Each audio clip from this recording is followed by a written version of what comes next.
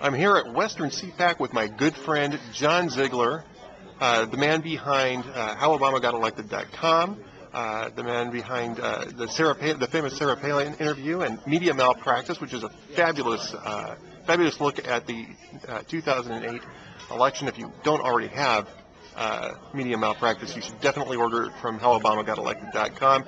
How's that for an intro, John? Did I have to pay you for that, Ed? No! Okay. Oh, by the way, yes, and for our friends at the FTC, I was not compensated for that.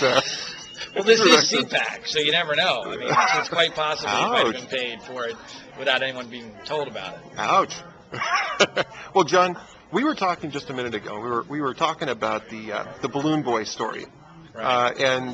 And you and I got into an interesting debate as to the newsworthiness of the Balloon Boy story from the very beginning. Now we're finding out today that there's a lot of interesting questions about whether or not this was a hoax or whether or not it was some sort of other type of mix-up. Obviously, we're all happy that the boy turned out to be safe.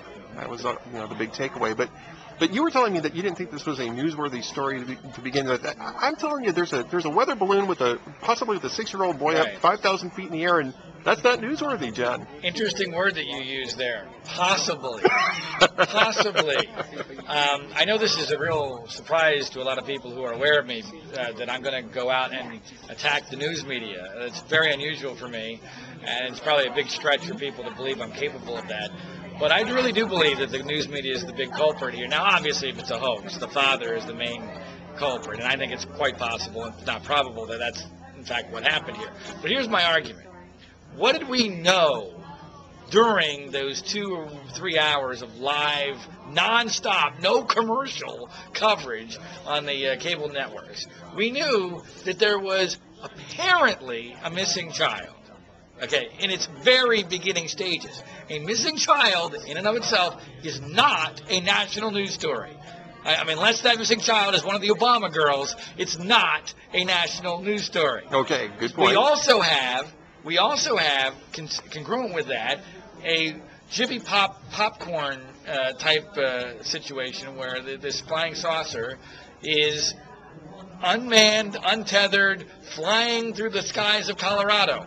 Again, is it interesting? Is it difficult to keep your eyes off of if you are told something that ends up not being true about what's inside of the Jiffy popcorn vehicle?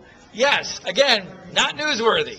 A helium balloon that is not manned, flying through the skies of Colorado, not running into anything or harming anybody, is not newsworthy. This is why God created videotape.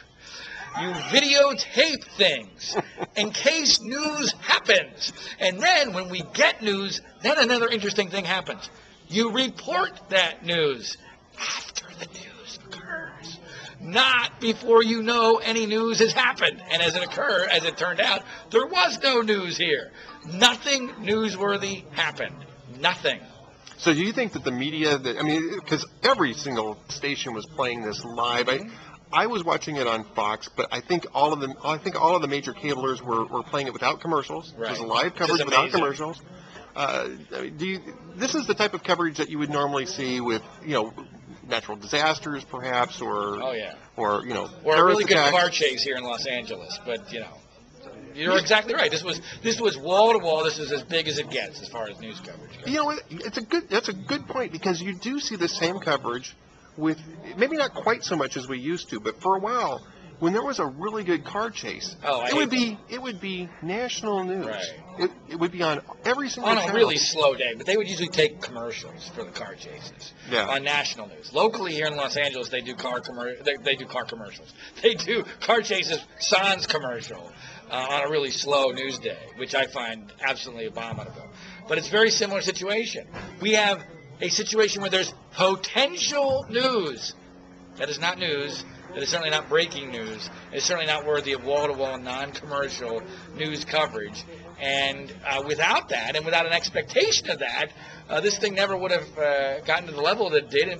There would have been no hoax, because there would have been no incentive for there to be a hoax, assuming it was a hoax. It reminds me of another story, and I know that you're going to remember this. It was Payne Stewart with the airplane. Now, obviously, that plane was flying around 25,000 feet, so You couldn't send up a helicopter and get news footage of it. So we weren't actually, that wasn't even the same type of coverage, even though that was a much more potentially destructive story. Well, you knew you had people on a plane. Right. There was positive. We knew we had people on a plane. We weren't 100% sure exactly who was on a plane because you never know if someone gets off a plane at the last moment. But you knew that a plane was not communicating, and there were people on it, and it was apparently going nowhere. Right. That's a news story. Right. Or even if Payne Stewart is not on that plane, that's a news story. Right. But what we have here was the potential news. This was not news. This was pornography. That's what this was. This was news like pornography. That this video was, that it was impossible. And I admit, I'm the first one to tell you, I couldn't take my eyes off of it either. I was stuck in an airport in Champaign, Illinois, after having screened the film at the University of Illinois the night before, and my flight was delayed, and thank God something interesting happened, so I was thrilled to watch it, but it was not news. It was disgusting, and, what's the disincentive for someone to pull something like this in the future? So far, there's zero disincentive. And I think it's a damning indictment of the nature of the news media. And of course, now they're all going to, if it's a hoax, they're all going to blame the father for having put them through this, several hour ordeal, when in fact it's their own fault because there was no news when they reported it. None. So basically, this what we saw. You're calling it pornography. It's basically an exercise in sensationalism. You're waiting around. I mean, I guess the attraction here was we're waiting around to see if something awful happened. Well, and this is what really always drives me crazy, Ed, because what they did was they took the tape and they decided to delay it by a few seconds. Now, let's follow the logic here. They say, all right, we're not going to show this to you live because we're afraid something really bad might happen, and therefore we want to be able to stop the tape before you actually see a 6-year-old boy dying or pulled out of a balloon dead. So what's the logic here? If you're not going to show it to us, if something actually does happen that's newsworthy, then why are you showing us to begin with? There's no logic here whatsoever. It makes no sense. And then the worst thing occurred later on. So the balloon falls to the ground, and there's no child inside. And I'm watching Fox News Channel because that's what they had on in the airport. And Neil Cavuto starts to make the argument as to why he's not going to give the news of the financial day and instead stay on this story. And his explanation is, I'm getting 20 times the email in favor of this story as I am for the financial news. Okay, that's interesting, Neil.